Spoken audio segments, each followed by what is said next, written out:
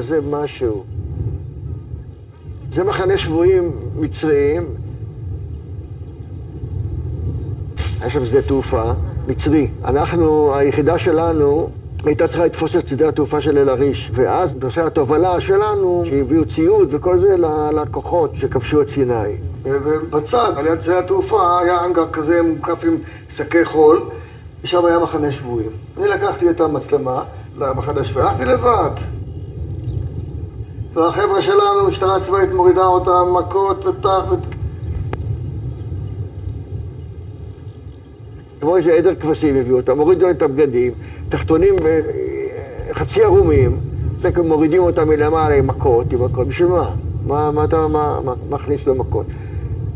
הם אמרו, קללו אותך, למה לקות? מי היה מתעלל? האלה, הממצדיקים, לא הלוחמים עצמם. תקום, שקב.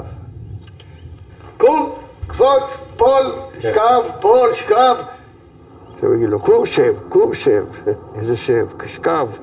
והמסכן הזה שמן בקושי עזר טרח, אם הוא לא יקבל מכה, הבא לי מעלה. הייתי במדים, צילמתי, מה? סתם, כמו באיזה... בבעל חי לא מתעללים ככה. אגב, ניגש הקצין המצרי, וניגש לחייל, עושה לו ככה, תראה, מנגב לו ככה את הפה. מצא חן בעיניי. אמרתי יפה, בני אדם.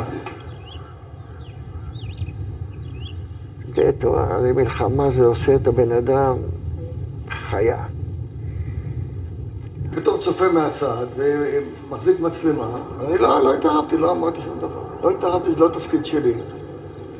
אצלי אדם הוא אדם, לא משנה אם הוא אויב שלך, או ידיד שלך, או שהוא מהעם שלך או מעם אחר.